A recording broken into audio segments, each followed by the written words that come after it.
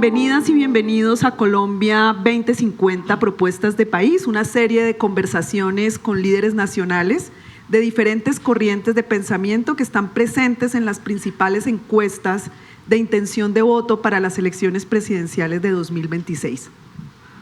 Nuestro invitado de hoy es David Ricardo Racero Mallorca, es filósofo, tiene una maestría en Ciencias Económicas de la Universidad Nacional, ha sido profesor de secundaria, fue subdirector de Juventudes en la Bogotá Humana, ha sido representante de la Cámara e inclusive presidente de la Cámara de Representantes. David, muchas gracias por aceptar la invitación. No, muchas gracias a la universidad, a todos los presentes, a los que nos ven, Sebastián, Luz Karime, a todos los estudiantes. De verdad, muchas gracias por la invitación, siempre participando en nuestros espacios académicos de convocatoria de la Universidad Javeriana.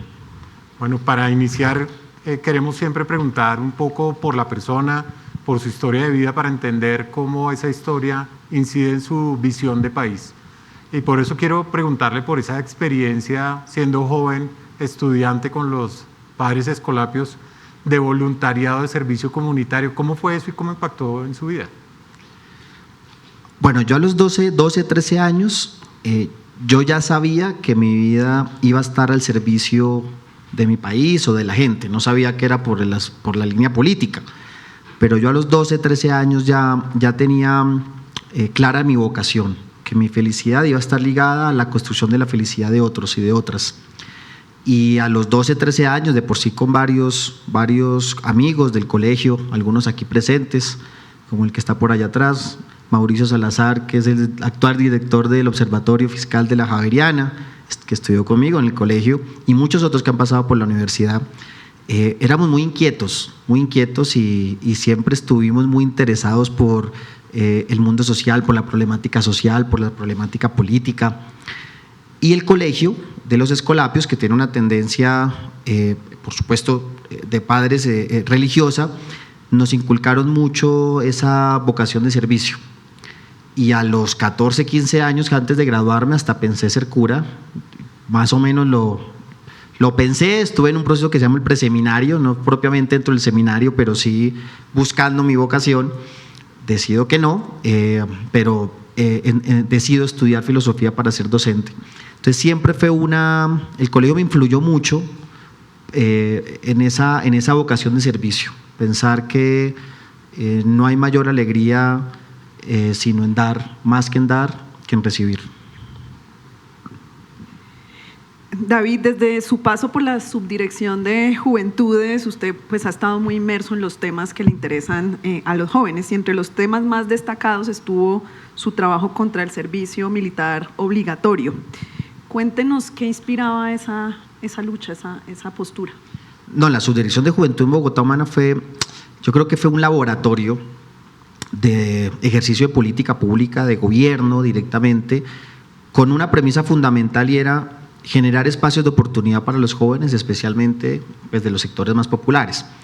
Ahí tuve la oportunidad, junto a la mano con el secretario Jorge Rojas, de fortalecer las casas de juventud, que son espacios ubicados en algunas localidades, en Suba, aquí en Candelaria, en Ciudad Bolívar, en Fontibón, más o menos 10, 12 casas de la juventud, que son espacios de encuentro y de empoderamiento juvenil, donde el joven llega y encuentra una oferta institucional que va desde estudios de grabación para grabar música hasta gimnasios y procesos de formación política y de participación ciudadana. Varios de esos tenían que ver con el servicio militar obligatorio, que en ese momento hubo un proceso muy bonito aquí en Bogotá, y de por sí para mí fue la génesis de un proyecto que ya se aprobó, que lo aprobamos justamente en este gobierno hace año y medio, que es plantear un servicio social alternativo al militar.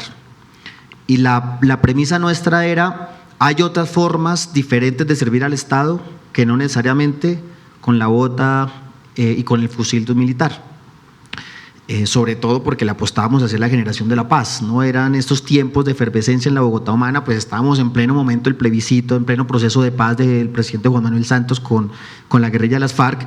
Entonces la pregunta por qué hacer para que los jóvenes dejen de ser la carne de cañón, qué hacer para que cualquier joven tenga una oportunidad diferente, qué hacer para que ese llamado, ese servicio a la patria se pueda ejercer de otras maneras. Y yo creo que toda esa reflexión después desemboca en esos procesos que hoy estamos ya recogiendo, como es el servicio social alternativo para la paz. Hoy, de pronto, muchos de los que están acá presentes no lo saben, se aprobó un proyecto de ley que ya está en proceso de reglamentación, donde los jóvenes pueden escoger no prestar el servicio militar tal como lo conocemos hoy en día, que el que lo quiera hacer, que lo haga, bienvenido, porque eso también es una vocación, y eso no es descrédito ser militar o ser policía, pero el que de pronto crea que su forma de prestar servicio a la patria no es con un arma, sino por ejemplo haciendo procesos de alfabetización a personas en lugares campesinos, en zonas rurales, trabajo con poblaciones víctimas, trabajo por ejemplo ambiental, ¿no? El tema de la protección de los bosques, de los páramos, entre otras, por ejemplo también trabajo con personas en condición de discapacidad, es decir, todo un conjunto de cosas que hasta uno aprende en el colegio. Tal vez los que estamos acá todos tuvimos ese servicio en el colegio que es obligatorio. Un buen colegio le permite a uno tener esa experiencia social, pueda continuarlo después del colegio. Entonces creo que ahí se gestó toda una reflexión en torno a que los jóvenes que aportamos las muertes en un proceso de guerra tendremos que tener otras oportunidades en una lógica de construcción de una paz estable y duradera, y fue muy enriquecedor. Digamos que eso estaba acompañado, insisto, con otras políticas de oportunidades, de empoderamiento, de oportunidades económicas, de oportunidades laborales, y creo que sembramos algo muy bonito en la Bogotá humana. De ahí surge, perdónenme, me extiendo, este proyecto que ha sido tan cuestionado en este gobierno, que es el de Jóvenes en Paz. El tema de la filosofía de ese proyecto es, en ciertos lugares de alta conflictividad, donde las economías ilícitas aún son las que predominan y hay actores armados, ¿cómo tú le disputas a esos grupos armados el destino de los jóvenes? Que son jóvenes que, lastimosamente, por factores históricos y sociales de mucho tiempo atrás, se ven abocados a decir, ¿qué voy a hacer ahora?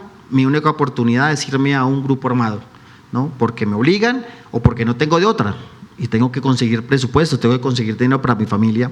¿Cómo el Estado apoya a esas juventudes diciéndoles no se vayan a esas redes criminales, sino que aquí el Estado les da un apoyo económico a cambio de ¿qué? De que estudien y que hagan un proceso laboral, entre comillas, para como contraprestación a ese ingreso que reciben, que hoy está en un salario mínimo. Lo hacemos en Buenaventura, lo hacemos en Quibdó, lo hacemos en Nariño, lo hacemos en Cauca, que insisto que a veces la oposición lo critica mucho, yo creo que con desconocimiento. Eso, ay, vamos a darle plata a los criminales. No, no son criminales, son jóvenes que están en situación de vulnerabilidad, porque la ley prohíbe que se le dé ese tipo de presupuesto pues a personas que tengan en este momento órdenes de captura o algún pendiente con la justicia. Son jóvenes que están, insisto, en una situación de ¿qué hago? ¿Me voy para el grupo criminal porque no tengo plata o recibo un apoyo del Estado a cambio de estudiar y trabajar? Y este gobierno lo está llevando a que sean 100.000 jóvenes. Eso es quitarle los jóvenes a la criminalidad, a las garras de la criminalidad y romper de una vez por todas los ciclos de violencia. Parte de eso fue lo que hicimos en la Subdirección de Juventud en Bogotá Humana. Esa experiencia en la Alcaldía de Bogotá, sumada a la experiencia como congresista ya un segundo periodo, pues le permiten conocer como por dentro un poco el funcionamiento, al menos del Estado desde estos dos ámbitos. Pero al mismo tiempo tenemos un descrédito de la política, del Estado, de los funcionarios públicos, pues muy alto, ¿no? La percepción ciudadana sobre los congresistas, sobre los alcaldes, los funcionarios, es negativa. ¿Usted cree que esa percepción ciudadana sobre el ejercicio y la tarea que hacen los congresistas y que hacen los servidores públicos es justa?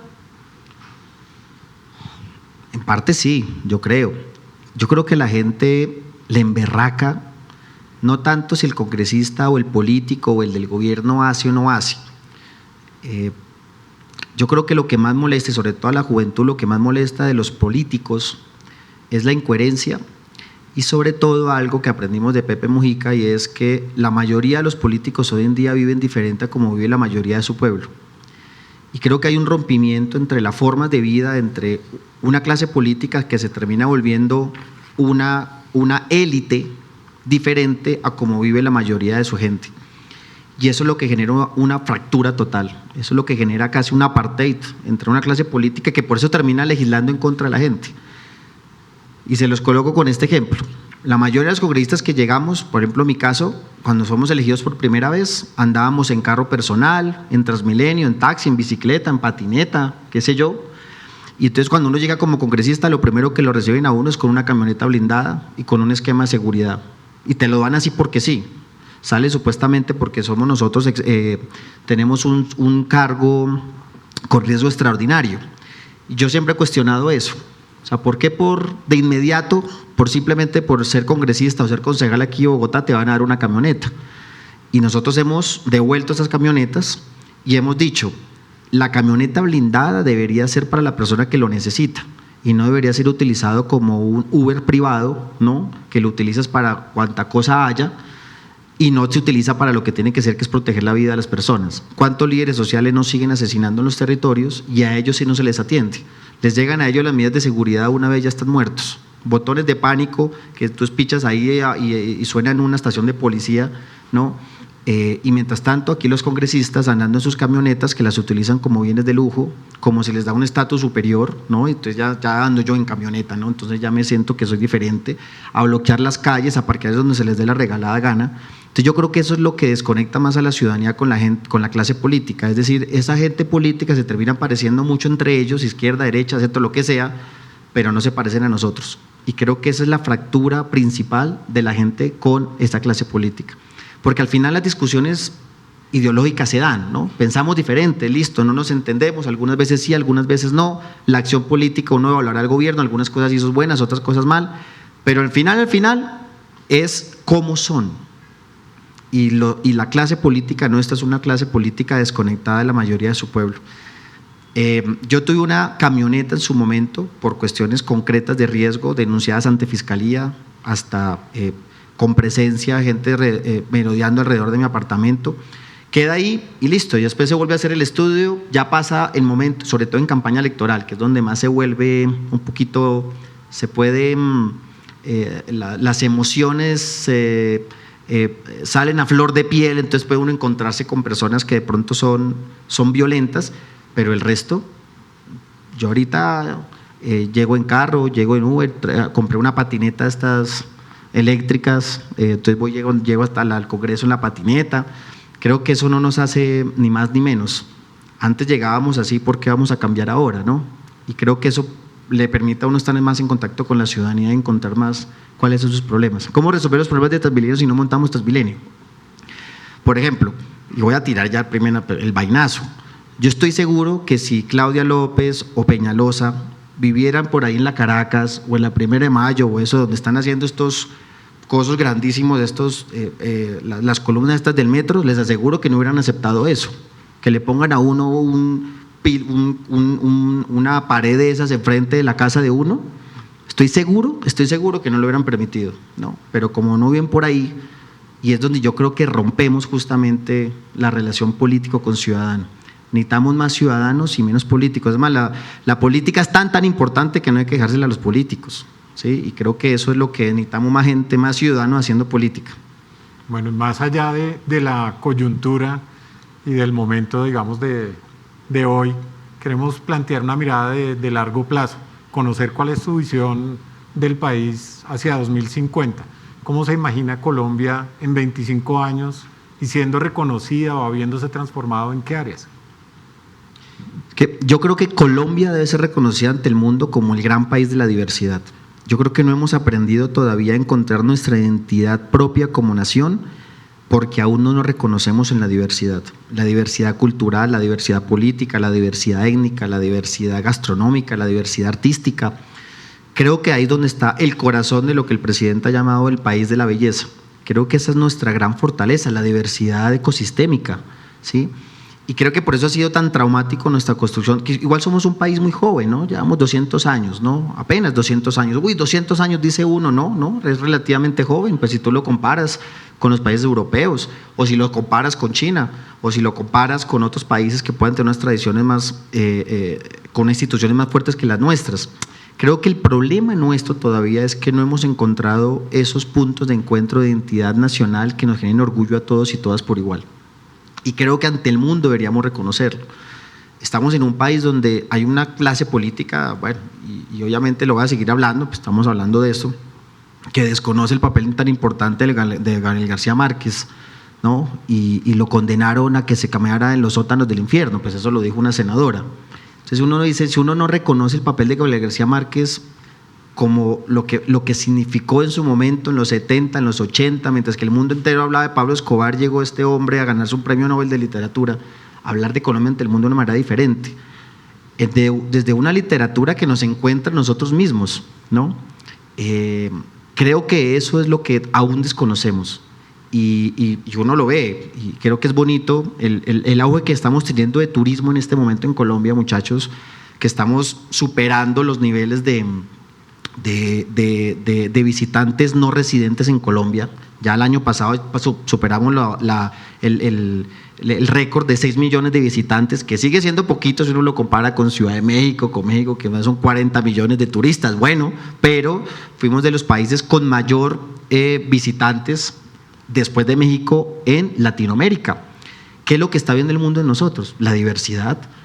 Lo que está viendo en nosotros es esa pluralidad de lo que somos, de pueblos. Y creo que esa es nuestra principal fortaleza. Y yo me imagino hacia una Colombia 2050, una Colombia que es orgullosa de su identidad, fruto de la diversidad. Creo que eso nos permitiría avanzar hacia ese proceso de paz que queremos de una vez por todas, dejar de matarnos, ver que en verdad no somos, a veces nos por debajeamos ante otros países, ¿no? Entonces nos agachamos la cabeza y creemos que somos menos. Y sí sueño con que soñemos, y perdónenme el juego de palabras, con ese sueño colombiano, más que ese sueño americano que tuvimos durante décadas, el sueño colombiano de lo que significa vivir orgullosamente en nuestro país. Iniciemos la conversación de ya propuestas concretas con educación. Colombia tiene una baja tasa de cobertura en educación superior y hay barreras grandes, especialmente para jóvenes de bajos recursos económicos. ¿Qué propone usted para mejorar esa tasa de cobertura con calidad de la educación superior? ¿Y cuál es su visión sobre el ICETEX? Miren, un problema tan estructural como ese, hay que tomar decisiones radicales y de fondo. Un gran abismo no se salta con 2 pequeños pasos. Hay que hacer un gran salto en educación. Y ese gran salto, o la formulita para eso, la tiene el Estado. En Colombia la educación no es un derecho. Lo pueden decir algunos artículos de la Constitución, lo pueden decir algunas leyes, pero en la práctica, ese dato que tú me acabas de mencionar, que es la realidad, de cada 10 bachilleres que se gradúan anualmente en el país, solo 5 logran ingresar a un instituto de educación superior, 4.5 logran ingresar a un instituto de educación superior, llámese universidad pública, privada, instituto técnico, SENA, y de ese 4.5 solamente 3.6 logran terminar por los costos asociados a mantenerse en el sistema educativo, pagar semestre, el pago de los materiales, etcétera, sostenimiento, etcétera, etcétera. ¿Qué futuro puede tener un país si solamente se gradúan al año 3 de cada 10 estudiantes en universidad o en educación superior? Sí, es verdad, tenemos un déficit en educación superior sin precedentes, reconociendo que el siglo XXI es el siglo del conocimiento y del saber, el mundo hablando de inteligencia artificial, 4ª revolución tecnológica, la robótica, y nosotros aquí todavía con discusiones bizantinas. Creo que en ese sentido la solución pasa por fortalecer el Estado y las instituciones públicas que pueden garantizar el Estado sin desconocimiento en la universidad privada. Las universidades privadas obviamente continúan y van a seguir ofreciendo, pero es imposible propiciar una ruta de cobertura universal para que se vuelva derecho la educación solamente apelando a las políticas que se han adecuado en los últimos 20 años. Hay que fortalecer la universidad pública, abrir más sedes universitarias, pagar más profesores, utilizar las diferentes formas hoy en día de educación, que eso nos lo permiten, por supuesto, los nuevos avances tecnológicos. Pero eso sí, con el principio y la premisa de que la educación debe ser un derecho. ¿Qué es un derecho? Un derecho es cuando es algo accesible para todos. Eso es un derecho, esa es la filosofía de un derecho. Uno le puede poner muchos nombres, pero al final derecho es derecho, sí, solo sí, no tiene barreras de acceso. y sobre todo cuando no hay barreras de acceso asociadas a tu capacidad de pago en tu bolsillo. Si ese derecho que tú llamas derecho depende, o el acceso a ese derecho y el gozo de ese derecho depende de tu capacidad de pago en el bolsillo, no es un derecho, es un privilegio. Llámalo como quieras, ¿sí? Si depende de la capacidad de pago de tus papás, si depende de la capacidad crediticia que tú puedas hacer, si depende de que lo puedas pagar tú mismo o no, no es un derecho. Y va más allá de simplemente de pensar el tema de la gratuidad o no. La gratuidad es una fórmula de, porque al final es que todo lo pagamos, pero esa es la filosofía de un derecho. Esa es la diferencia nuestra con otros tipos, otros modelos de política a nivel educativo y en general. Nosotros sí creemos que hay unos derechos sociales que tenemos que garantizar, como la educación, como la salud, como la pensión, que no deben estar supeditadas, insisto, a la capacidad de pago. Y más aún como educación, es que como en educación todo el mundo gana. Pueden haber muchos debates en otras áreas de la sociedad, de la economía, de la política, pero en educación, ¿quién pierde? Un joven que puede seguir estudiando en la universidad es un joven que le quitamos las garras a la criminalidad, su proyecto de vida crece, la expectativa para su familia crece, impacta positivamente en la sociedad. Para el empresariado, ¿qué más que para el empresariado tener personas más capacitadas? Y insisto, es un círculo virtuoso, todos ganan. Deberíamos tener esa capacidad. Yo sueño con un gran pacto por la educación, pero que signifique sobre todo la cobertura. Y termino, cobertura y calidad no van al mismo ritmo. Y eso hay que decirlo, ¿no? Tampoco podemos garantizar que así como podemos acelerar rápido la cobertura, al mismo ritmo sea la calidad, no. Pero no hay que preocuparnos, vamos paso a paso, vamos avanzando. Pero sí creo que lo primero es garantizar la cobertura. No podemos tener jóvenes frustrados, médicos, ingenieros, filósofos, de todo, artistas, que se frustran por no poder estudiar. Que el que no estudie no es porque no pueda, sino porque su proyecto de vida es otro. Eso desde el punto de vista filosófico, pero aprovechando también su experiencia como profesor de secundaria, en términos de las prácticas pedagógicas y de los elementos del sistema educativo, ¿cómo transformarlo para que los jóvenes de hoy puedan enfrentar los desafíos del siglo XXI?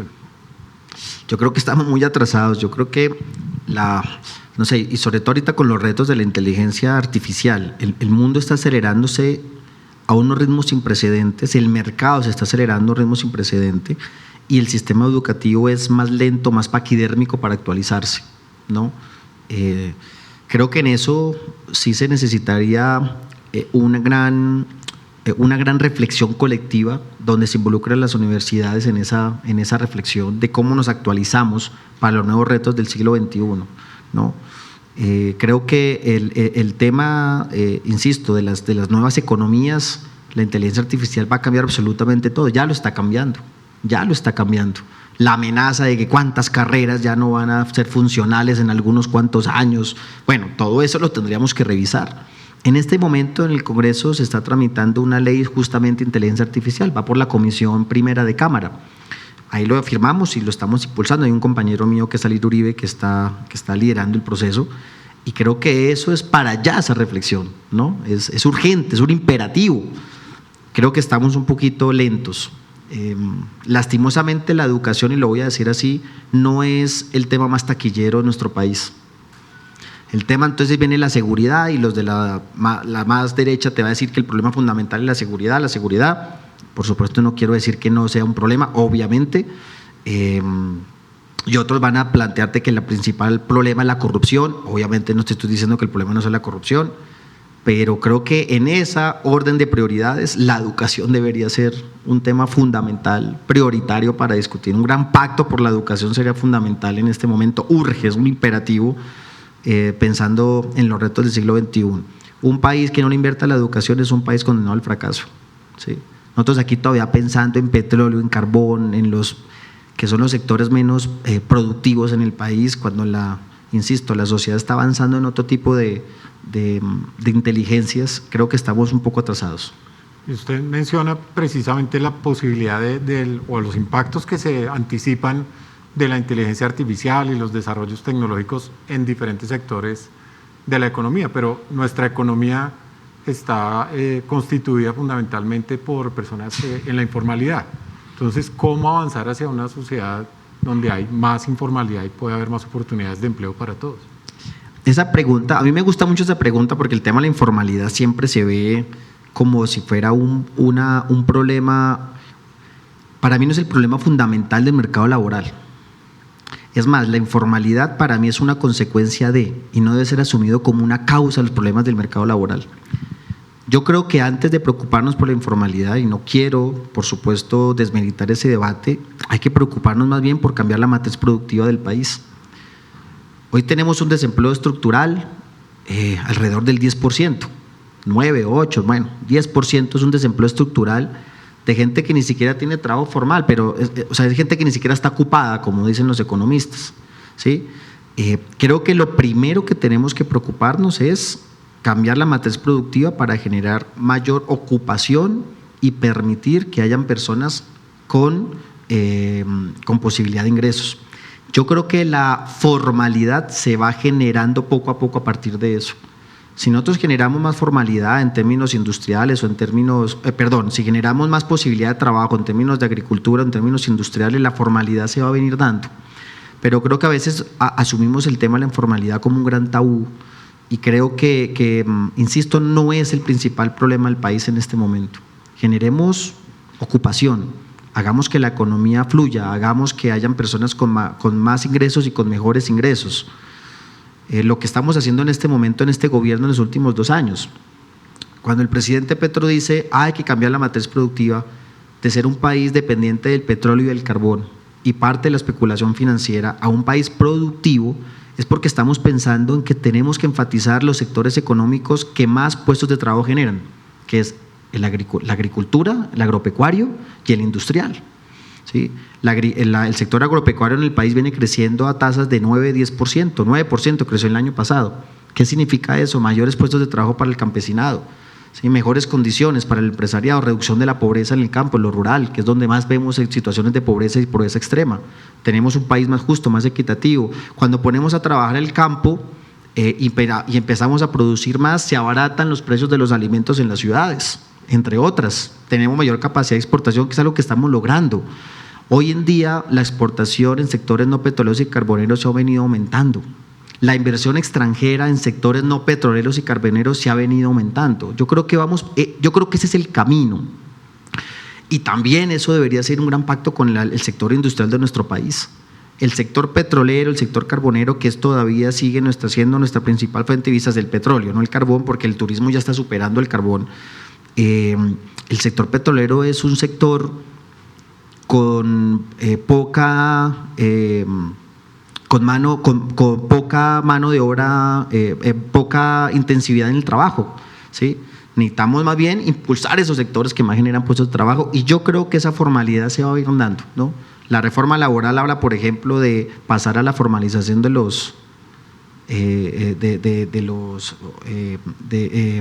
el sector rural, en el campesinado.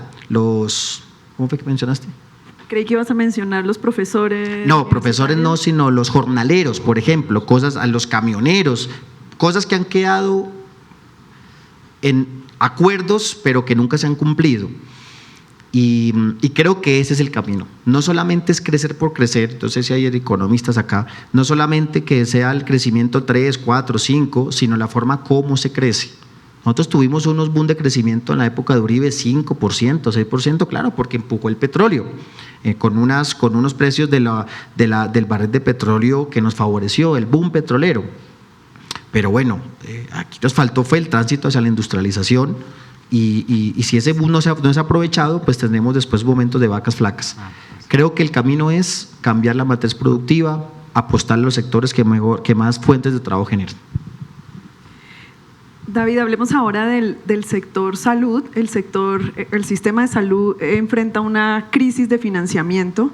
El sistema tiene una deuda con hospitales y clínicas de más de 20 billones de pesos y ha aumentado de manera significativa las quejas que ponen los pacientes ante la Supersalud por no recibir sus medicamentos y sus tratamientos médicos a tiempo.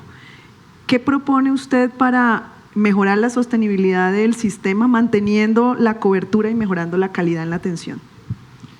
A ver, después de 30 años del modelo de la Ley 100, nos damos cuenta que de manera cíclica se nos presentan las crisis en el sistema de salud.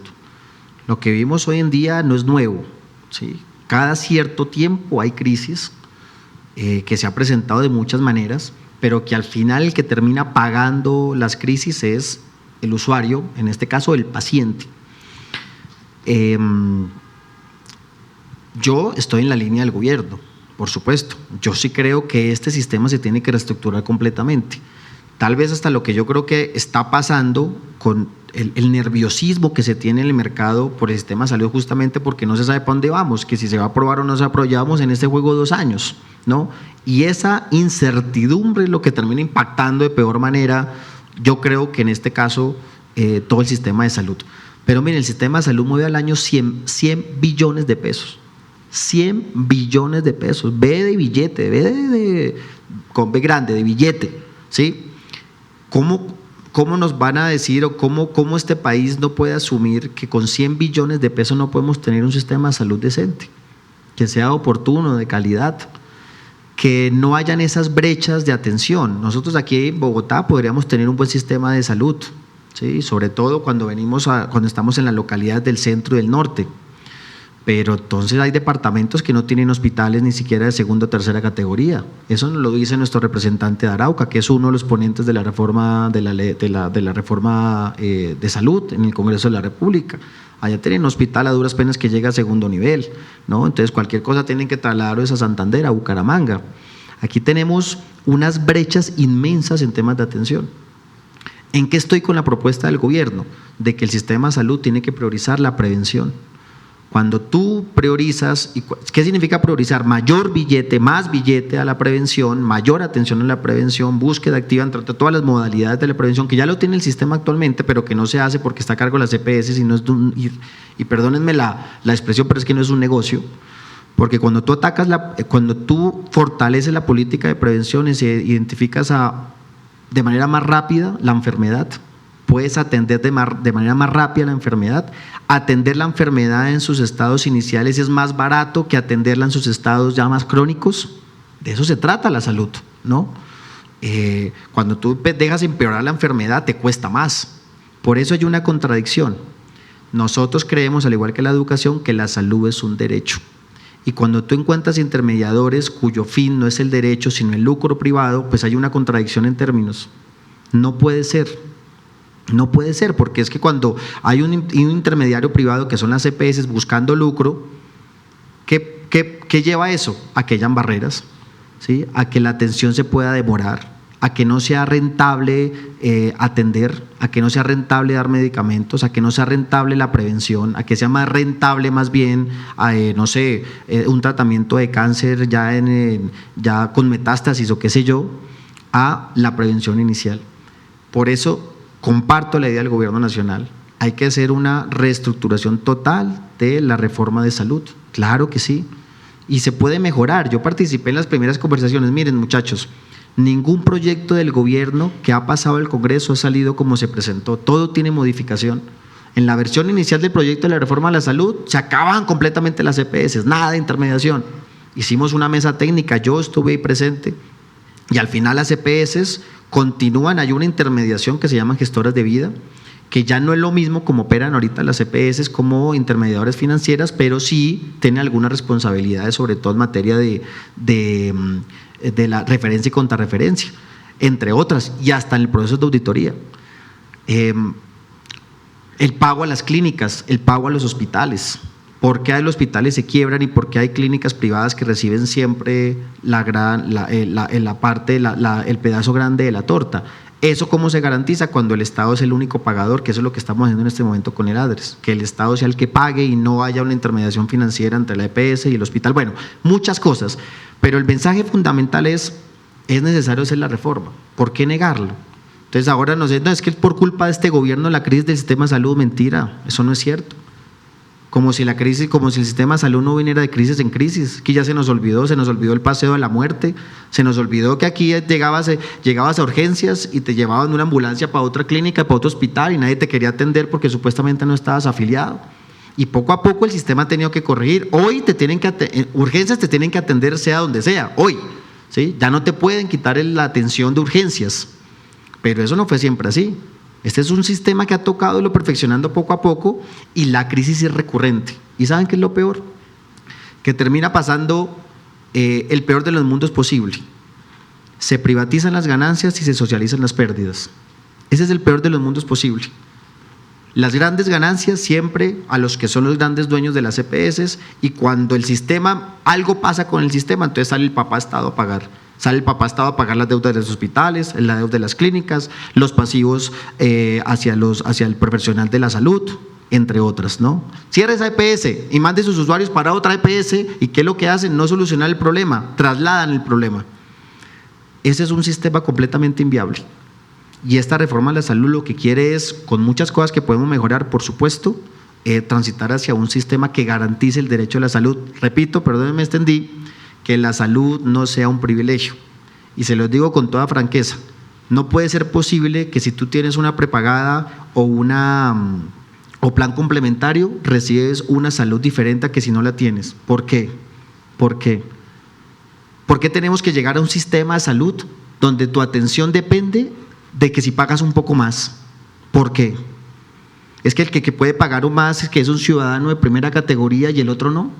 El del régimen contributivo o el régimen subsidiado. ¿Por qué? Eso es justo. ¿Es que acaso la enfermedad selectiva? ¿Sí? ¿Por qué razón? Eso es lo que consideramos que no es justo. El derecho a la salud no puede estar supeditado a que tú puedas pagar un poco más. Y el que paga la prepagada tiene mayores privilegios y lo atienden de manera primero. Y si entonces la EPSB, los dos tienen, qué sé yo, tienen una resonancia, pero este tiene prepagada y este no, bueno, privilegio el que tiene la prepagada. ¿Por qué razón? Es que ¿por qué hasta somos selectivos en el momento de la muerte? Que la muerte también tiene que ver con privilegios. Hasta allá, y hemos normalizado eso. Hemos normalizado un sistema de privilegios en vida, y tanto lo hemos normalizado que también lo normalizamos en la muerte. Eso no me parece justo. No me parece justo que nosotros aquí en Bogotá tengamos los mejores sistemas de servicio, que acá nos pueden atender de lo que sea, y que vayamos a un departamento como el Amazonas, como cualquier del Orinoco, Bichada, Baupés, y allá a su suerte. Más bien allá vayan a de los brujos a ver, vayan a del sobandero a ver si les hacen algo. ¿Les parece eso serio? Eso no está bien, muchachos, no está bien. ¿Y sabe quiénes son los que más critican esta reforma de la salud? Los representantes de la Cámara de Bogotá. Son los primeros en darle grito en el cielo. Es que es muy fácil hablar de la salud montado en tu camioneta blindada o teniendo tus hospitales o tus clínicas privadas y con tu sistema prepagado. Es muy fácil, es muy fácil. Nosotros hacemos política justamente para cambiar esa realidad. Porque aunque tengamos mejores condiciones, no son las condiciones que deberían ser de unos pocos. Y yo sí creo que el sistema de salud que propone este gobierno es un sistema, insisto, puede mejorarse de todas maneras, pero no han satanizado tanto, ¿sí? Que ahora ¿quién da un peso por esa reforma a la salud? Nadie.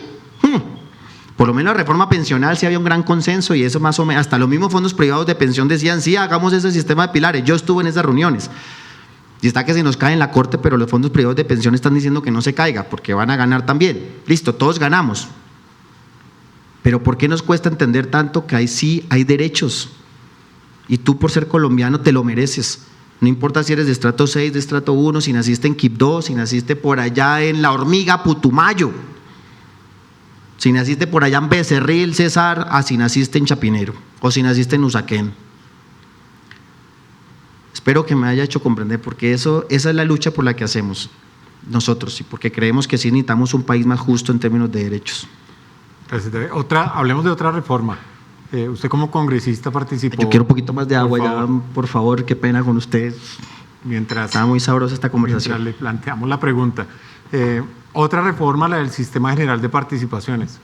Usted participó como congresista en las discusiones, se aprobó, pero es una reforma que quedó incompleta. Está pendiente la ley que reglamente la distribución de competencias hacia las entidades territoriales. ¿Cómo se imagina esas nuevas competencias, esos nuevos territorios, si se quiere, de una Colombia futura. Imagínense, algo que quedó en la Constitución del 91, que fue la Constitución de muchas cosas positivas que tiene, se pensó, la Asamblea en ese momento se pensó que paulatinamente el país tenía que generar procesos de descentralización, es decir, que los territorios tuvieran más poder en términos administrativos, en términos políticos y en términos económicos. Descentralización, lo que tú llamas descentralización, sin posibilidad de tener autonomías económicas, es pura carreta, ¿sí? Porque al final tú puedes tener descentralización administrativa y pueden haber elecciones así como las tenemos hoy en día descentralizadas, pero si al final depende del DNP que está aquí en la 26 con séptima, si al final depende que cualquier alcalde ni algo tiene que venir a hacerle aquí lobby a un ministro, ¿no? O cualquier gobernador, y la capacidad de ejecutar presupuestos, de ejecutar proyectos tiene que ver con que el gobierno nacional te lo acepte o no, pues sigue habiendo una dependencia del centralismo bogotano, el centralismo aquí de la capital. Entonces creo que este es un gran avance, hubo una gran apuesta que lo hizo posible este gobierno. Hoy en día tenemos el presupuesto, todo lo que recauda el presupuesto nacional, el 40%, una vez se reglamente esta ley, va a ser destinada a los departamentos y a los municipios. Es un gran avance. Sí, que el riesgo de la corrupción siempre va a haber riesgo en todas partes, siempre lo va a haber. Bueno, generaremos mecanismos más bien de seguimiento, de auditoría, de control, pero esa no puede ser la razón para violentar el proceso de centralización. Eso sí, mayor presupuesto, mayores responsabilidades, ¿no? Los alcaldes municipales y los gobernadores, al tener más presupuesto ahora, tienen que asumir más tareas. Por ejemplo, una que hemos insistido, el ciclo educativo debería ser cada vez más de competencia de los entes territoriales que hoy ya lo tienen. O sea, el sistema de participaciones tienen, pero ¿qué hemos dicho nosotros? Que, por ejemplo, la educación no empiece desde los 5 años de transición o primero, sino que empecemos desde antes, desde el ciclo previo, desde los 2 años, 3 años, ¿sí? Todo el tema del jardín o el tema del ciclo de preescolar, todo eso debería ya asumirlo el ente territorial. Pensémonos también el tema de las universidades. ¿Qué tanto, poco a poco, las mismas entidades territoriales pueden asumir, que varias de ellas ya lo asumen, concurren, que esa es la palabra, concurrir es que una parte, gobierno nacional, otra parte, gobiernos territoriales, puedan asumirlo de mejor manera los entes territoriales. Claro, hay cosas que el gobierno nacional tiene que seguir garantizando, pues la seguridad en términos nacionales. Una discusión que tuvimos enorme, ¿quién paga la deuda entonces? ¿Sí? Hoy en día que tenemos unos niveles de deuda altísimos. Miren, ¿no? El presupuesto general de la nación hoy son más o menos 500 billones de pesos, y de eso este año tenemos que pagar 100 billones de pesos en pago de deuda. 1 de cada 5 pesos se va para pago de deuda, que fue por la deuda que hizo el presidente Duque con el Fondo Monetario Internacional, de una deuda a corto plazo, 5.000 millones de dólares. Yo no sé qué presidente en el mundo habrá aceptado una cosa así. Yo estoy estudiando eso porque, o sea, el problema no es que te endeudes. Las deudas no son malas en sí mismas. Todos los que nos endeudamos acá, pues uno calcula, ¿sí? Si yo necesito algo, pues me tengo que endeudar porque no tengo la plata, obvio, en ese momento necesitamos la plata para el COVID, pero tú tratas de tener las mejores condiciones de negociación en la deuda. ¿A cuánto término lo vas a pagar? ¿Cuál es la tasa de interés? ¿Qué opciones te dan de pago? Pero es que las condiciones que aceptó el presidente Duque fue un harakiri. Aquí varias de las universidades, creo que mismo aquí también la Universidad Javeriana, pero entiendo la Universidad de los Andes, el externado, en ese momento sacaron alertas de lo que significaba aceptar esa deuda con el Fondo Monetario Internacional. Independientemente que llegara después Petro, cualquier gobierno que llegara, cualquier presidente tenía que asumir lo que estamos asumiendo ahora, y estamos asfixiados con la deuda. Y cierro ese paréntesis porque la deuda no es mala. La pregunta de la deuda es: ¿por qué pides deuda? ¿Para qué la utilizas? Y obviamente los mecanismos de pago. Hay que reconsiderarla. Mira, el próximo año, sea quien sea el presidente, tiene que pagar 115 billones de pesos de deuda el otro año, sea quien sea. Entonces, mayor pago de deuda, menos inversión, porque es una plata que se pierde, que se perdió, menos inversión. Pero bueno, cierro ese paréntesis de la deuda, pero bueno, eso es algo que lo tiene que asumir el gobierno nacional, no los gobiernos territoriales. Falta la reglamentación y el presidente ha orientado que este proyecto de ley de reglamentación lo tenemos que hacer no solamente con los alcaldes y gobernadores, sino con las comunidades, para que sean partícipes al momento de vigilar los recursos que llegan a los territorios. Vámonos ahora al escenario internacional, política internacional.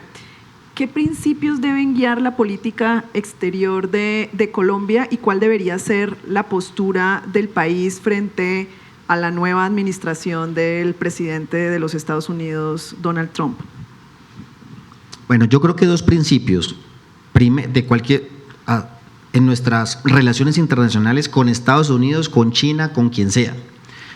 Dos principios: es el principio de pragmatismo hasta donde sea posible y el principio de la dignidad como valor humanista progresista.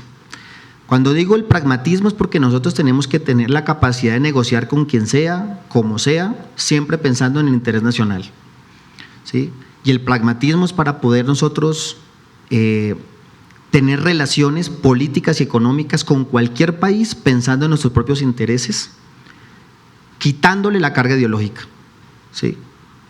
No, que es que nosotros no nos vamos a relacionar con China porque es comunista, o no nos vamos a relacionar con Estados Unidos porque es el imperio, dirían algunos colegas míos de izquierda. ¿Por qué? El TLC que hizo México con Estados Unidos, México le dio en la cabeza a Estados Unidos, ¿sí? Eso fue un TLC donde México quedó en mejor posicionamiento con Estados Unidos en ese TLC, negoció muy bien, cosa contraria que hicimos nosotros. El TLC que hicimos con Estados Unidos lo que ha hecho es quebrar a nuestro agro, ¿sí? Importando desde maíz, importando cosas que deberíamos producir acá y que podríamos no solamente producir sino exportar, ¿no? Yo creo que aquí es el pragmatismo. El pragmatismo es tener una conciencia profunda de cuál es el interés nacional. ¿Y el interés nacional qué es? ¿Cuál es el mayor interés para el empresariado colombiano? ¿Se acuerdan esa pelea con Chávez en su momento? Entonces Uribe, por una posición ideológica, no más con Chávez, cerramos mercados. Cuando queda el presidente Santos, lo primero que hace es ir a hacer acuerdo con Chávez. Y no porque fuera su mejor amigo, como salieron después en la foto, no era porque no era porque tuvieran una identidad ideológica parecida, sino porque volver a retomar relaciones con Chávez en ese momento Santos, ¿qué era? Volver a recuperar los negocios del empresariado colombiano. Negocios que se habían perdido por justamente la pelea con Chávez y pues porque Chávez había bloqueado absolutamente todo. Pragmatismo para nuestra gente, pragmatismo para mirar oportunidades de negocio, pragmatismo para tener buenas relaciones en todo sentido. Pero eso sí, el principio de la dignidad. El principio de la dignidad para poder también tener una visión humanista, soberana, en función de los pueblos más que en función de los gobiernos. Dignidad para no ser hipócritas en la política internacional, hipócritas para entonces condenar la invasión de Rusia a Ucrania, pero no para condenar el genocidio de Israel sobre el pueblo palestino. ¿Por qué? Y puede aplicar también a la inversa. Entonces, ¿cómo así? Unos muertos son buenos y unos muertos son malos. Creo que en eso hay que tener una postura, ahí sí más que como colombianos, como ciudadanos del mundo, una visión humanista para poder nosotros plantear esos debates internacionales. Y lo del genocidio no lo digo yo y no lo dice Petro, lo dice la Corte Penal Internacional, que no creo que sean petristas ni castrochavistas, ni antijudíos, ¿no? Es porque es una realidad concreta de un genocidio al pueblo palestino, donde van más de casi 20.000 niños asignados y asesinados. Creo que esas posturas tienen que enriquecer el debate internacional. La política de la vida sobre la política de la muerte. Sí tenemos que tener una postura con respecto a la crisis climática, que no es un invento nuestro, por más que Trump diga que eso es un invento de yo no sé qué científicos, de yo no sé dónde, pues es la realidad.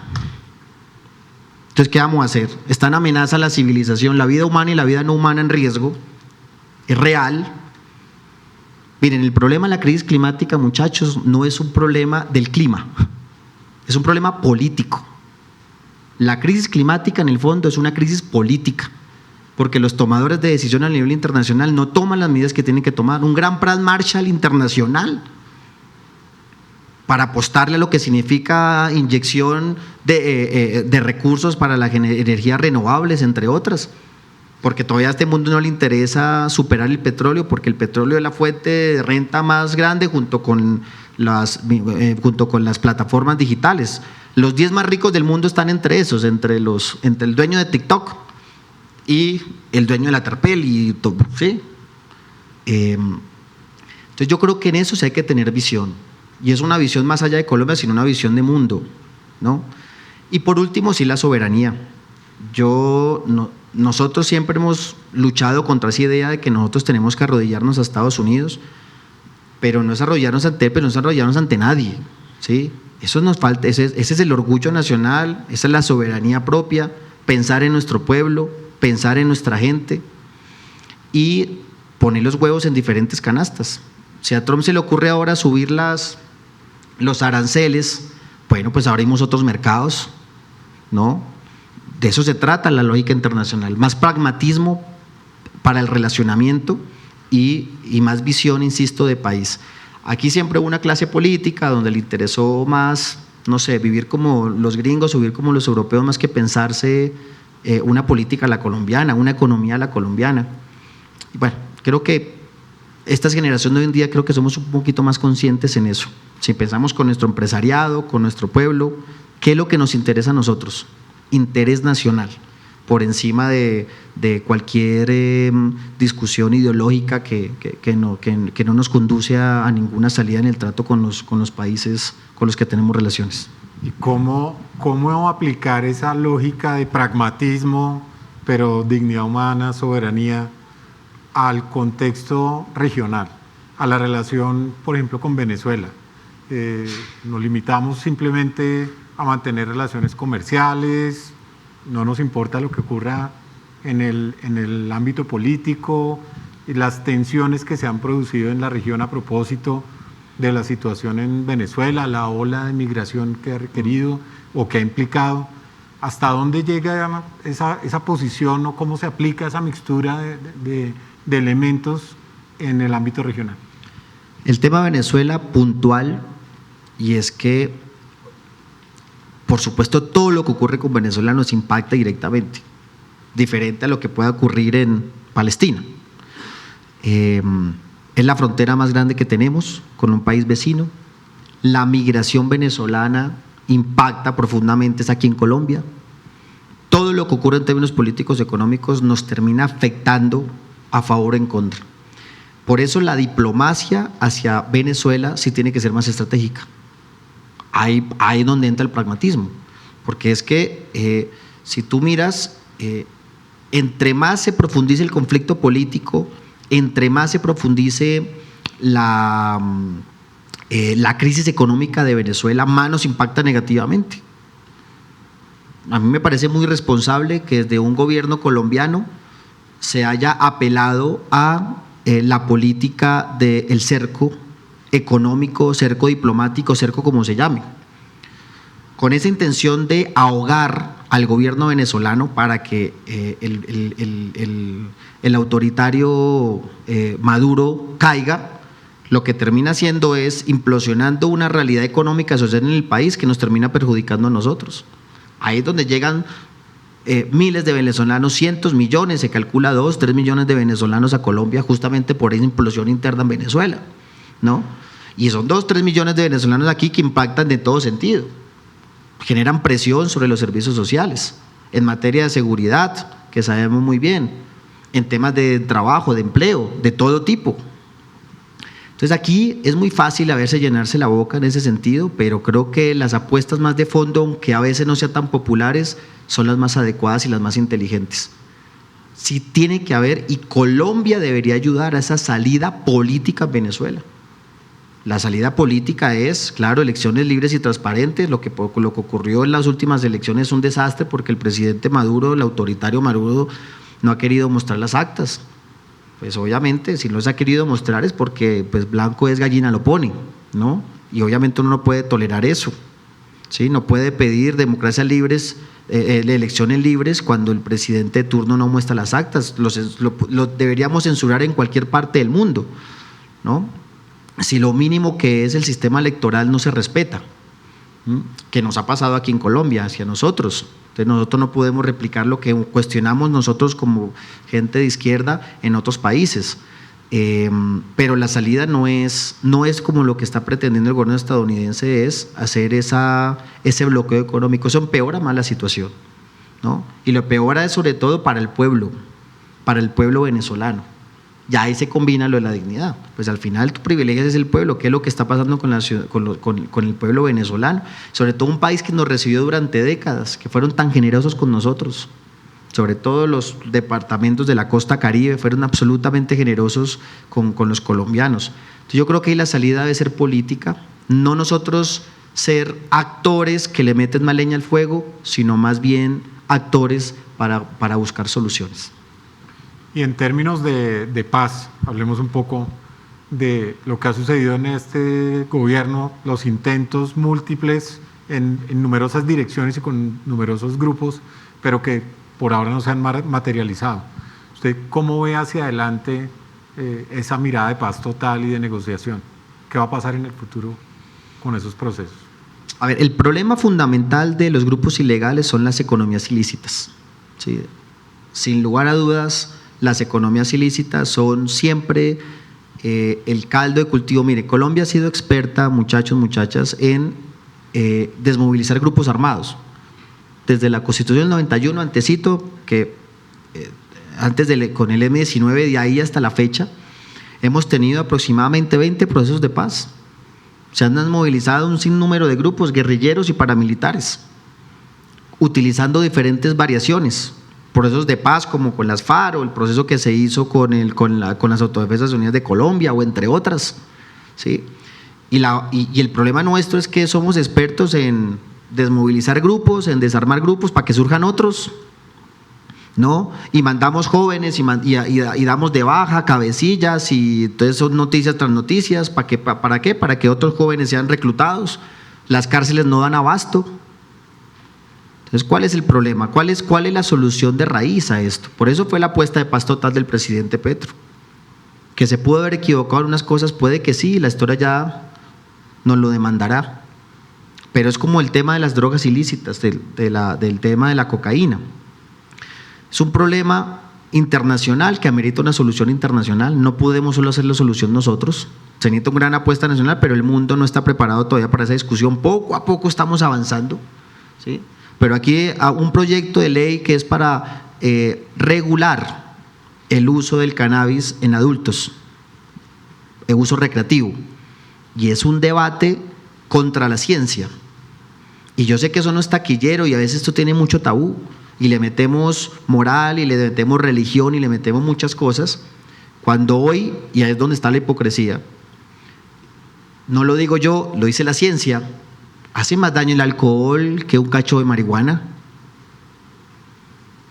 Es la verdad, y no lo digo yo, es la verdad, pero ahí hay que decirlo.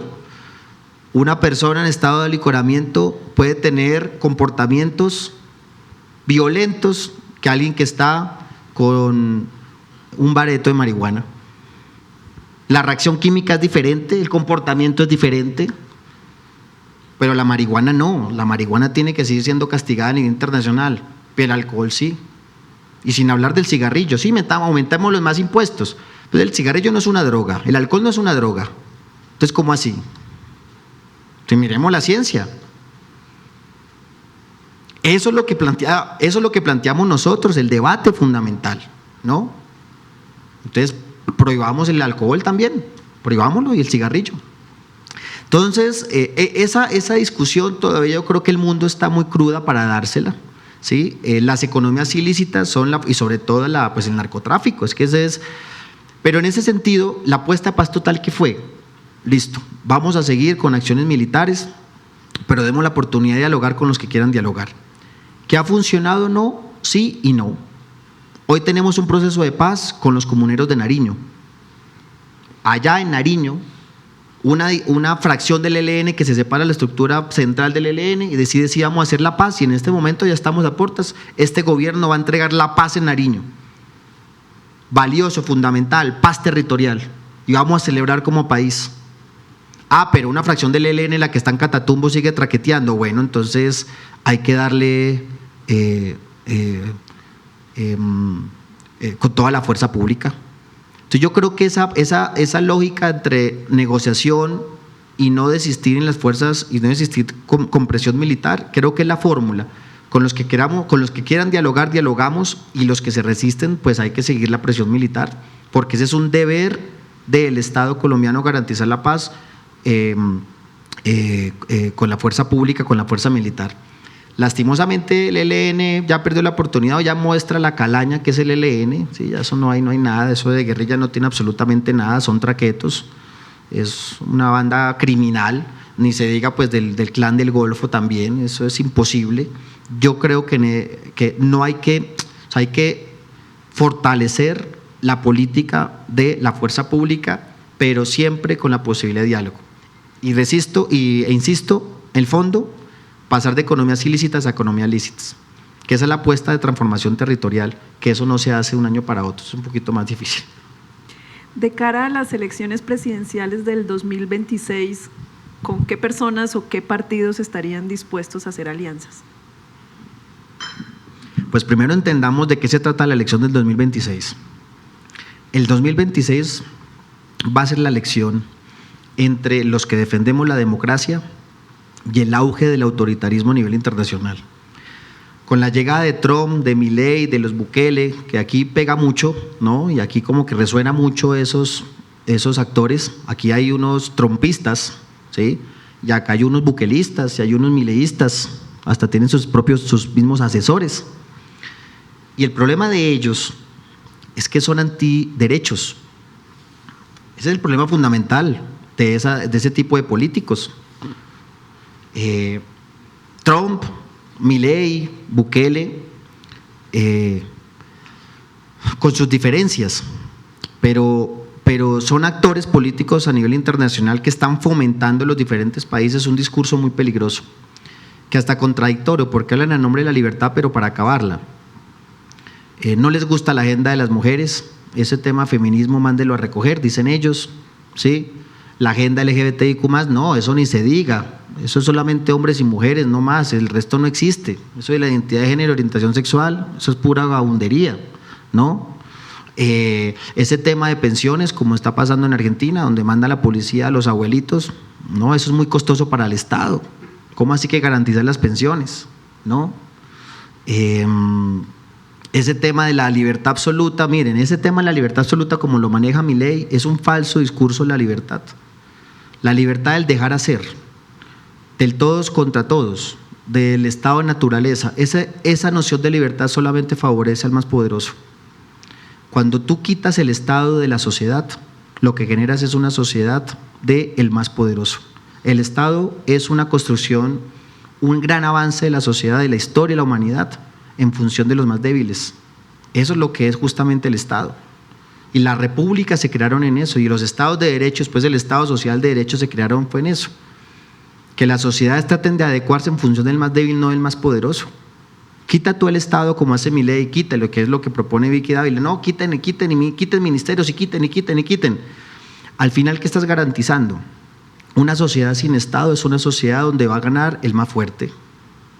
No, pues obviamente ese discurso le gusta a los grandes plutocracia, recuerden ese término.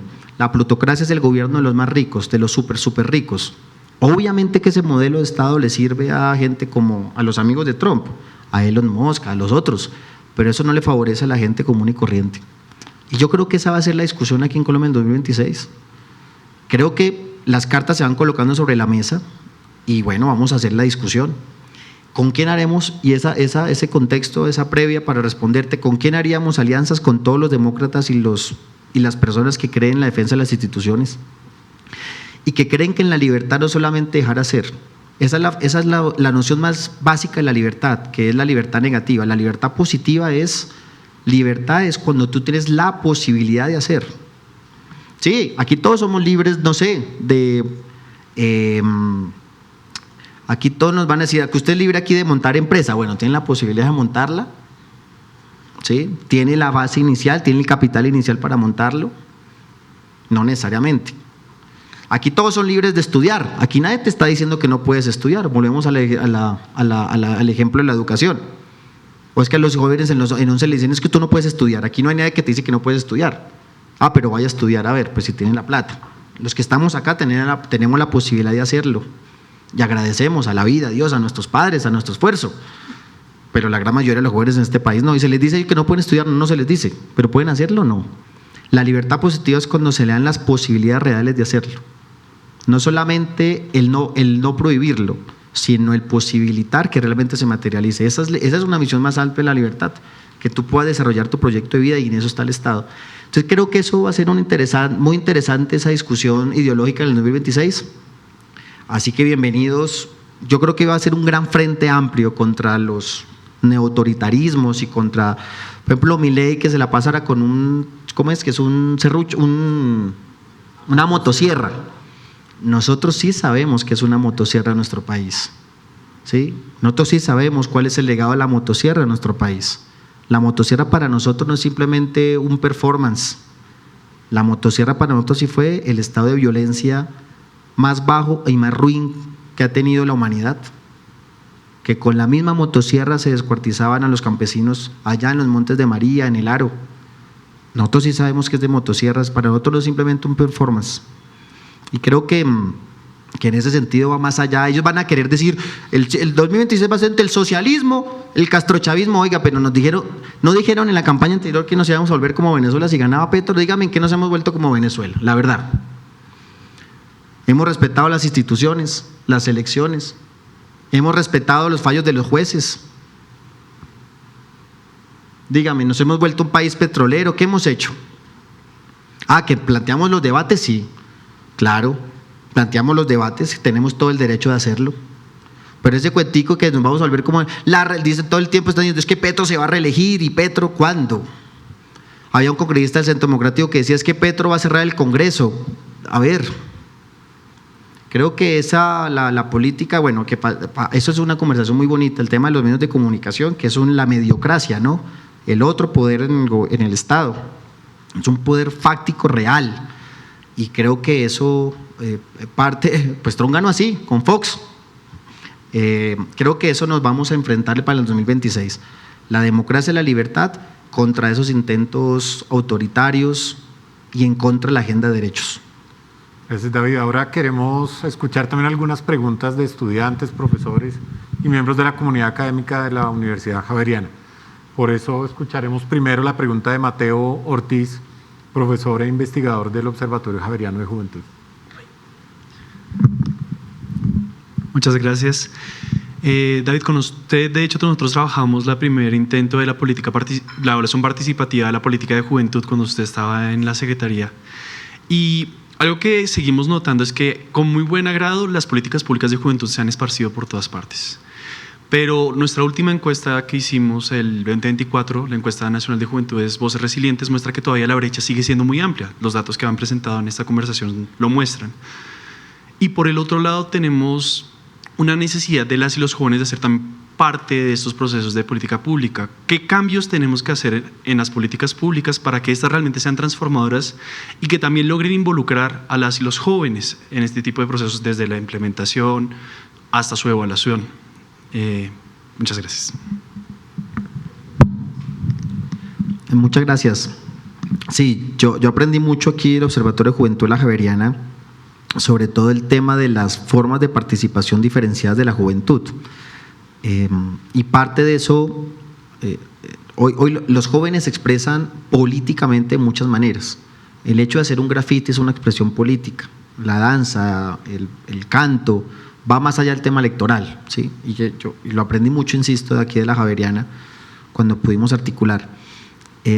Algo, por ejemplo, que hay que revisar mucho son los consejos de juventud, que casualmente este año hay elecciones, que es una forma institucionalizada de participación, pero yo lo voy a decir así, cada vez creo menos en esas formas institucionalizadas. Hoy la juventud milita políticamente en las redes sociales más que en los partidos políticos. La militancia del joven es a través de las redes, a través del selfie media, ¿no? Tú grabarte tu propio video y expresarte. ¿Cómo nosotros desde el Estado, desde la misma sociedad generamos eso, espacios donde los jóvenes puedan decir y hacer, ¿no? Desde los mismos espacios donde ellos lo hacen. A veces el error es cuando uno quiere traer a nuestros espacios institucionalizados que son muy viejos. O sea, el mundo sigue avanzando, las democracias, pues que es el mejor sistema que hay político, pues hasta ahora que se ha inventado la humanidad, no sé si nos inventaremos algo más adelante, son democracias de hace 200 años, con votación. Se amplía la participación, jóvenes, mujeres, etcétera, pero sigue siendo lo mismo, y yo creo que hoy la juventud está demandando otras formas de incidencia. Y parte, yo creo que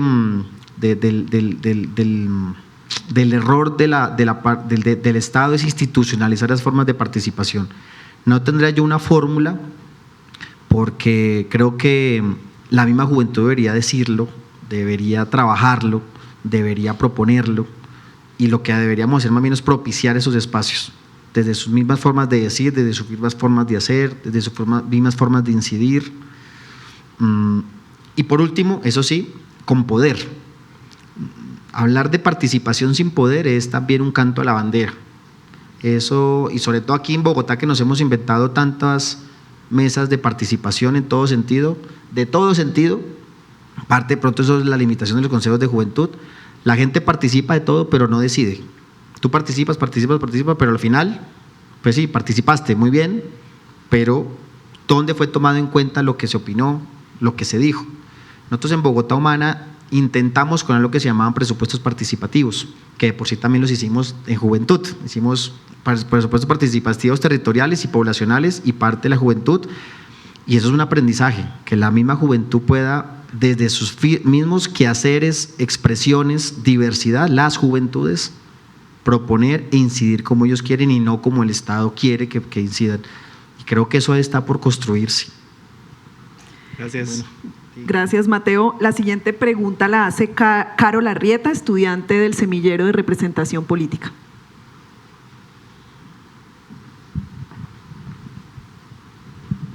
Bueno, buenas tardes, David, primero que todo.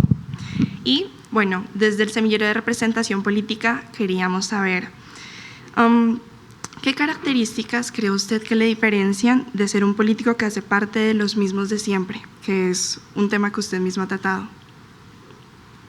¿Qué me diferencia? Bueno, volvemos a la pregunta que más o menos hablamos. Las formas son muy importantes. Desde este tema, por ejemplo, los esquemas de seguridad, sí, yo no tengo camioneta blindada, no tengo guardaespaldas, lo que llaman los guardaespaldas, que por lo general los utilizan a veces los compañeros para que les carguen sus maletas y sus bolsas y sus mercados. Yo creo que todos esos son exabruptos de ese elitismo del mundo político. Creo que eso es muy importante.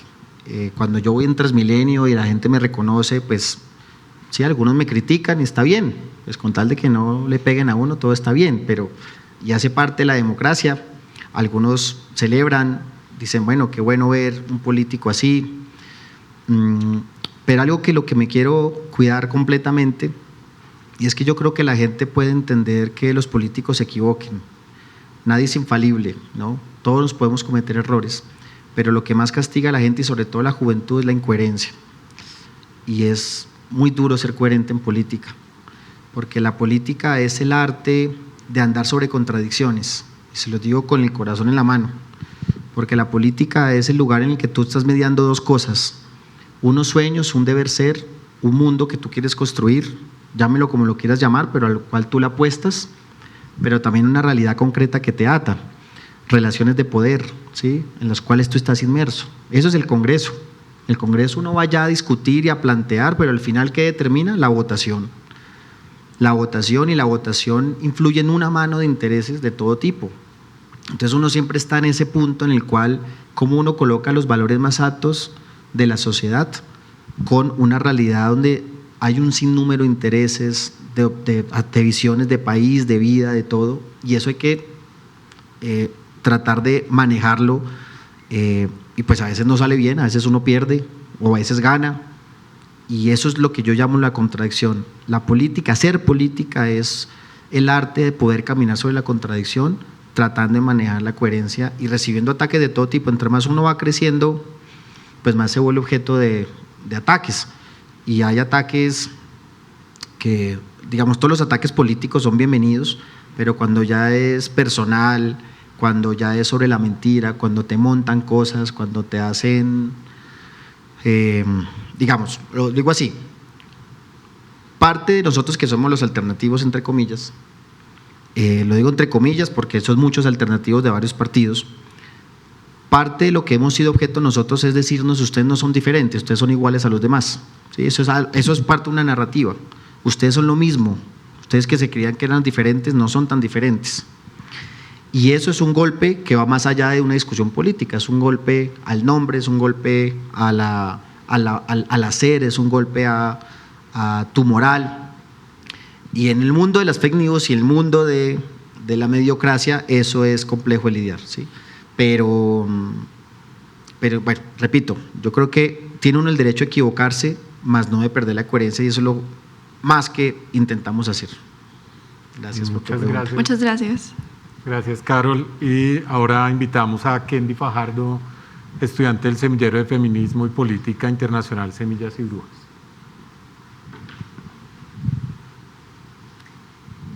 Primero que todo, buenas tardes, David. Durante su gestión como presidente en la Cámara, usted promovió el Ministerio de la Igualdad y la Equidad. Entonces, siendo así, ¿podría compartir qué avances se han logrado desde entonces y cómo se están implementando políticas públicas en el enfoque de género? ¿Desde el Ministerio de la Igualdad? Sí, señor. Uy, la verdad, no sé. Como ministerio, por no estar yo pues en la cartera, no te sabría decir exactamente qué logros pueden tener el ministerio. Creo que ha sido un ministerio que nace con una expectativa muy grande, pero al momento de materializarlo nos quedamos cortos, ¿sí? No es tan sencillo montar un ministerio de la noche a la mañana. Eso es sin una base previa, sin una infraestructura, sin una plataforma previa, y creo que ese ministerio se ha gastado más tiempo en la consolidación del ministerio más que la propia acción como tal. Lo que sí puedo decir es que en materia general, por ejemplo, el tema de políticas de género y hacia la mujer es algo más integral, que no solamente recae sobre el Ministerio de la Igualdad, sino que tiene un enfoque en cada, o por lo menos es lo que ha alentado el presidente Petro, en cada política que se haga tiene que tener siempre una visión de género y un enfoque de género, digamos, presente. Y tengo un ejemplo concreto que ese sí lo conozco. El tema de la gran reforma agraria que estamos haciendo en este gobierno, ¿sí? Que puede ser el legado más importante de este gobierno, es la distribución de tierras. Vamos más de 500.000 hectáreas, 500.000 hectáreas, imagínense muchachos, de tierras que estamos dando, que estamos distribuyendo, que se está dando a campesinos, a víctimas, a desplazados, que le hemos quitado a los narcos, que de la SAE, que es la Sociedad de Activos Especiales, se le ha quitado de las manos de los testaferros, se está dando a los campesinos, etcétera. Todo ese tema de tierras, por ejemplo, el enfoque principal es prioridad a las mujeres cabeza de hogar campesinas, por ejemplo. Es la mujer la que debe ser la tenedora del título de la tierra. Una orientación del presidente Petro concreto, por ejemplo. Y mira que eso no es lo que lidera el Ministerio de la Igualdad, eso es una agencia que es la Agencia Nacional de Tierras, pero el enfoque de género está metido ahí, ¿sí? Y creo que eso, ahí cuando llamamos que ese enfoque de género es transversal a toda la política y es una visión de Estado. Creo que eso es lo que más debemos impulsar en todas las aristas, en cualquier política que haga el Ministerio X, el Ministerio de Comercio, el Ministerio de Trabajo, etcétera, etcétera, que en lo que se haga se priorice la mujer a partir de esa misma política pública puntual. Pero el Ministerio de Igualdad sí, te la debo, creo que toca, bueno, ¿no? Desarrollar más, por supuesto que es lo que está haciendo el Ministerio como tal. Con sinceridad. Vale. Muchísimas gracias.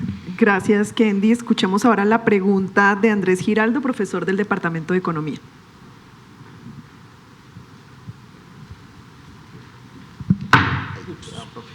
Perdón. Buenas tardes, representante Racero, y muchas gracias por aceptar la invitación a venir a la universidad. La pregunta iba a venir sin editorial, pero una de sus respuestas me llevó a editorializarla. Yo sí creo que la informalidad es un problema importante y no solamente del mercado laboral, sino que involucra otros aspectos. Hoy se revelaron los datos del índice de seguimiento de la economía y hubo crecimiento económico, pero al mismo tiempo la mayor parte de empleos generados fueron por cuenta propia y de esa y de esos trabajadores por cuenta propia, la inmensa mayoría es vía informalidad. Entonces, creo que el crecimiento económico ayuda a reducir la informalidad, pero gran parte de la informalidad colombiana se explica por la estructura del sistema de seguridad social y también del sistema tributario. Ahí termina la editorial. Entonces, ¿cómo compatibilizar la demanda de mayor gasto social? Y pues usted pertenece a un ala progresista que promueve y que incentiva el uso del gasto público social en un ambiente con dificultades fiscales, con una alta vulnerabilidad fiscal, con problemas estructurales relacionados con la informalidad y una alta regresividad tributaria que no se ha logrado solucionar con las últimas reformas tributarias del país. O sea, el tema tributario con el tema laboral. No, el tema del gasto social, mayores demandas en un ambiente de altísima vulnerabilidad fiscal. Bueno, profe, gracias.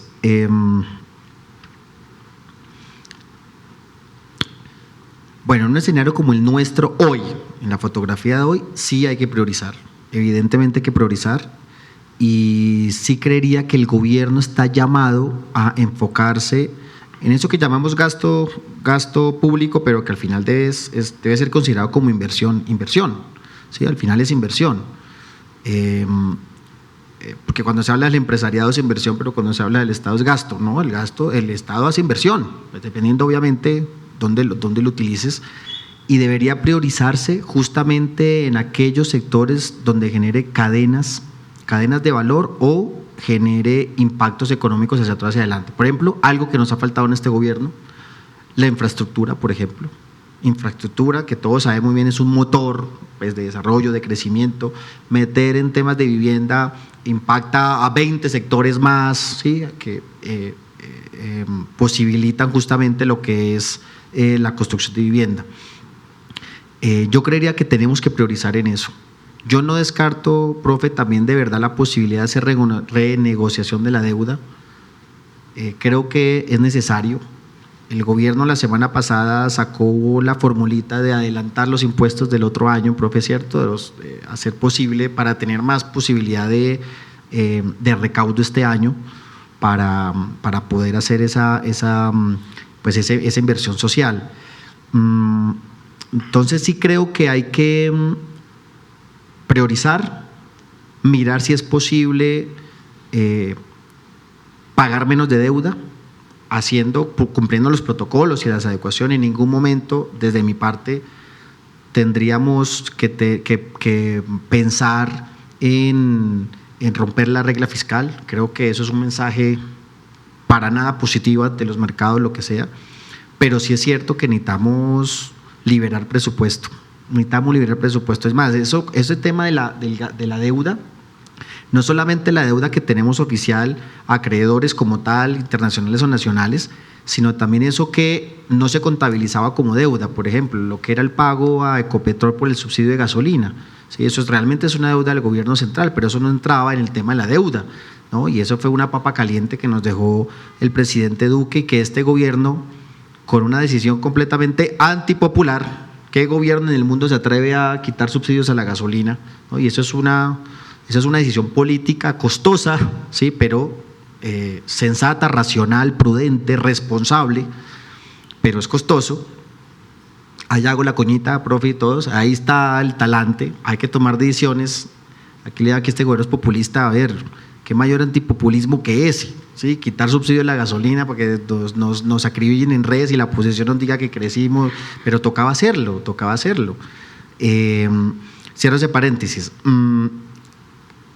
Encuentro esas dos fórmulas, 2, 3, pero profe, yo vuelvo a decirlo, aquí el tema es avanzar en un nuevo modelo de matriz productiva, una matriz productiva diferente, que eso no se hace en un gobierno de 4 años, por supuesto. O sea, apostarle a la reindustrialización, y si es que porque a ver si hubo industrialización en un momento. Aquí eliminaron las instituciones que estaban diseñadas a la industrialización, las eliminaron.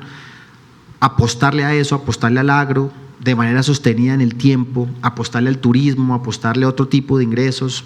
Creo que eso en verdad va a ser posible que que superemos ese desempleo estructural y que bueno, sí, generemos mejores condiciones de formalidad, pero ahí sí me mantengo en eso, profe, que esa misma economía nos va llevando a un escenario mejor para superar la informalidad.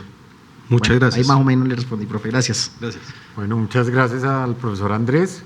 Y ahora invitamos a Juan José Ovalle, es estudiante del semillero Sumac Causay. Mucho gusto, representante Racero, también agradecer el espacio y la oportunidad.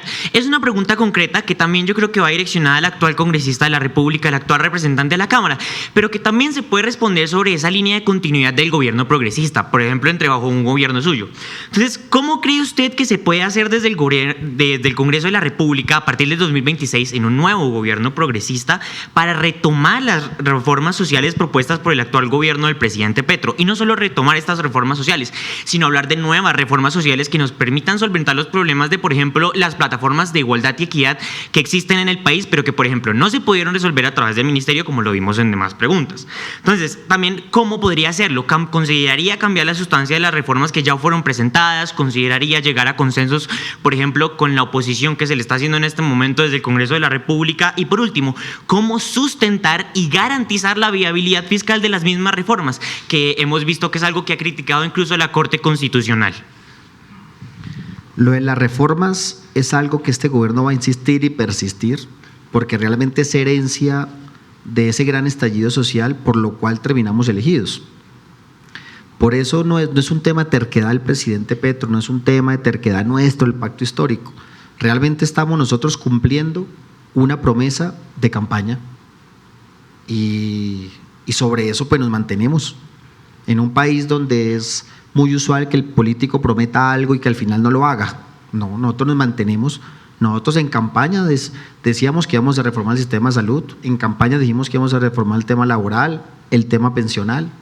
Es más, hicimos lo de la reforma tributaria progresiva más o menos, que alcanzamos a adelantar hace 2 años, y eso es lo que estamos intentando hacer.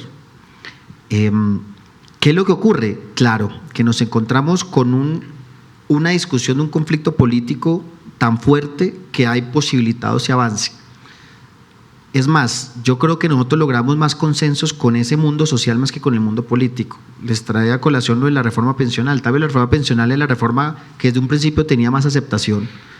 Cambiar el sistema pensional a un sistema de pilares, no competitivo, privado y público, sino complementario, que hasta los mismos fondos privados de pensión pues lo reconocían y lo aceptaban. Hace 2 semanas estuve en Asofondos y allá escuchaba yo a los grandes CEO y directores del sistema pensional, cómo ya han adecuado casi en un 55% sus sistemas internos de cara a la nueva reforma pensional, que estamos pendientes de la revisión de la Corte, que empieza en este momento desde el 1 de junio a ser vigente. Nosotros no podemos claudicar de tramitar las reformas sociales. Sí, y soy, testigo de la sinceridad del presidente Petro cuando dice un diálogo nacional para esas reformas sociales. Tanto así que él invitó a su gobierno a personas que no estuvieron con nosotros en campaña, que fueron nuestros contradictores, a construir ese gobierno. Desde Alejandro Gaviria, desde Ocampo, desde, el mismo ministro de Comercio Reyes, que salió, que también fue director aquí del observatorio. Muchos, casi la mitad del gabinete fueron personas en un principio que no estuvieron con nosotros en campaña, que estuvieron fue con otros candidatos. Eso es un intento del presidente Petro de construir un gobierno de cara a un gran consenso nacional. Y poco a poco, lastimosamente, nos hemos dado cuenta desde nuestra visión que es muy difícil construir un consenso cuando la contraparte lo que quiere es generar un cambio muy pequeño, muy reducido. No voy a decir que no quieren que cambien las cosas. Yo creo que hoy en día son muy poquitos los que consideran que todo estaba bien, ¿sí? No voy a caer en ese simplismo, que creen que todo debería ser como antes. Algunos lo creen, sí lo creen. Yo creo que vastamente en el mundo político hay conciencia de cambios, pero no nos hemos puesto de acuerdo en esa idea de cambio. Nosotros, por supuesto, sí queremos cambios muy estructurales, claro que sí, porque ponemos por encima el derecho que el negocio. lo hemos dicho y somos sinceros y genuinos con eso, pero cuando la contraparte nos habla de cambio, pero para que nada cambie, son cambios cosméticos, nosotros no podemos aceptarlo, sería defraudarnos a nosotros y defraudar a la gente por la que votó por nosotros y por esta apuesta. Es muy difícil, yo le hablaba a los ministros del Interior, a todos los que han pasado, que de pronto el tema es de método. ¿Cómo hacemos un método idóneo de conversación, de construcción paulatina para llegar a esos consensos? Pero yo en el Congreso me encuentro con líderes de la oposición, ya sea el Centro Democrático, Cambio Radical o lo del Partido Verde, que realmente siento que la palabra consenso para ellos es pues que al final no pasemos las reformas, o sea, que se acepta una reforma tal como ellos consideran y entonces al final nosotros no cambiamos nada. Y pues tampoco nosotros podemos caer en eso será un engaño a la gente, es engaño al pueblo. Y hay un mensaje que transmito que ha dicho el presidente Petro que se ha malinterpretado, cuando él dice: si las reformas no avanzan en el Congreso va a venir un escenario de violencia. Entonces salieron a decir: uy, es que el presidente va a incentivar a la violencia, el presidente va a incendiar el país, que es el presidente, otra vez va a tomar las armas, bueno, qué sé yo. Él no estaba haciendo una promesa, estaba haciendo una descripción. Y es un mensaje que le hemos transmitido a los políticos de la clase, del establecimiento, a la derecha, a la oposición.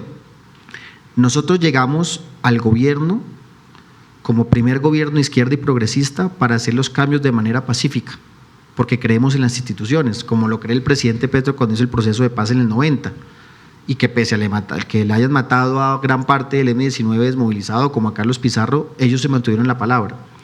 Nosotros estamos acá para adelantar cambios de manera pacífica, institucional. Eso fue el gran estallido social, es que el estallido social estaba al final, como ningún momento en la historia de Colombia, una gran movilización de gente demandando cosas diferentes, cambio. Por eso es que quedamos elegidos, porque los procesos electorales son consecuencias, son efecto de procesos sociales que se han estado con anterioridad, o si no, no hubiéramos quedado elegidos. Y hay que darle trámite a esa expectativa social. Entonces nosotros vamos a pasar como un gobierno de izquierda que no hizo ningún cambio, no podemos. La gente vuelve a salir a las calles y posiblemente puede haber otro estallido. Entonces nosotros somos consecuentes con una elección que tuvimos, por supuesto con nuestros principios en lo que creemos, y lastimosamente no tenemos el pulso político, la fortaleza para poderlo hacer. El Congreso es un cementerio de ilusiones, y lo digo así en mayúscula. No tenemos nosotros la mayoría en el Congreso, y la mayoría de los congresistas que están ahí no estuvieron con nosotros en campaña, no creen en eso, y lastimosamente no han visto la oportunidad de lo que significa sentarse con gente de izquierda a construir un país diferente. Toda la historia de Colombia en los últimos 60 años fue construir un país siempre dejando por fuera un sector de la clase política o social que éramos nosotros. Cuando yo estuve de congresista con el presidente Duque, era presidente, el presidente Duque, solamente colocarles un ejemplo, nunca nos invitó a dialogar con él. Pues nosotros no éramos nada, ¿sí? Nunca nos invitó, nunca. Desde que el presidente Petro ha sido presidente, ¿cuántas veces no ha hablado con el presidente Uribe? Invitamos a César Gaviria, invitamos a Dylan Francisca Toro, han ido a la casa Nine, yo he estado presente tratando de dialogar con sectores diferentes a nosotros, porque en verdad sí creemos que es posible construir con el diferente, pero creo que en la contraparte no se entiende así. Para muchos de ellos, nosotros siempre somos simplemente un lunar en la historia que tiene que pasar rápido, ¿sí? Rápido, que se acaban estos 2 años y ya no más. Bueno, nosotros sí creemos que estamos acá para transformar, no para administrar el Estado. Entonces tenemos que insistir en eso y que sea la gente la que evalúe. Si al final no se tramita una reforma laboral, ¿por qué? O sea, ¿por qué los senadores de la Comisión Séptima del Senado hunden de esa manera una reforma laboral que está simplemente retomando derechos que fueron eliminados de los trabajadores? ¿Por qué? Eso se llama mezquindad política. Hacer todo lo posible para que al gobierno le vaya mal, y si al gobierno le va mal, al país le va mal, y ellos catapultarse sobre eso para el 2026. Y lo digo, por supuesto, desde mi posición, desde la franqueza, que hay que decirlo en nuestros espacios, sin protocolos y sin, ¿cómo se llama eso? Políticamente decente, sino eso es lo que vemos. ¿Por qué lo tienen que eliminar? ¿Por qué se niegan a la discusión? En la Cámara de Representantes, termino, perdónenme, la reforma laboral en la Cámara de Representantes que había pasado primero, eliminamos 30 artículos como venían del proyecto de gobierno. Todo el capítulo de hechos colectivos lo eliminamos. hicimos una mano de ajustes en todo tipo y aún así no fue suficiente. Entonces, aún así es que no puede pasar ninguna reforma laboral. No, tienen que hundirla, así, a las patadas. No, pues así tampoco. Creo que lo antidemocrático se está evidenciando ahí por parte de ellos y nosotros que nos hicimos elegir con una votación popular tenemos que ser consecuentes con eso. Muchas gracias, representante. Bueno, muchas gracias a Juan José. Y ahora, para terminar, un par de preguntas de respuesta muy concreta, muy concisa. Lo primero es plantearle sobre su experiencia como profesor de secundaria. ¿Eso cómo le cambió su visión de lo que es ser un maestro? No, yo creo que sigo siendo maestro en lo que más pueda, ¿sí? Y creo que la política yo lo asumo como una gran labor pedagógica. Yo quise ser docente de colegio y docente de filosofía porque enseñando filosofía 9º, 10º y 11 se podía ayudar a transformar la vida de los jóvenes, como en algún momento hicieron conmigo en mi colegio, sobre todo con mi profesor de filosofía, porque es ahí donde uno está decidiendo la vida. Uno a los 14, 15 años, antes de entrar a la universidad, uno dice, ¿qué voy a hacer? ¿Qué quiero hacer? ¿Sí? Es la forma de incidir en el corazón y en las mentes de los jóvenes que va a influenciar del tipo de adulto que van a ser después. Entonces, ser profesor de filosofía para mí es mi vocación fundamental, no simplemente para transmitir conocimientos de qué dijo Platón, Aristóteles, Hegel, sino ver cómo eso tiene que ver con la vida de los jóvenes, ¿sí? Y eso es, digamos, para mí lo fundamental, ser profesor para transformar vidas, más que para impartir conocimiento. En esta entrevista usted mencionó al expresidente Pepe Mujica, entendemos que es una persona que lo ha inspirado. ¿Cómo fue ese encuentro y pues que usted tuvo con él y por qué fue tan significativo? Bueno, me he reunido con él varias veces y ahorita que está muy viejito, él mismo dice que no pasa este año.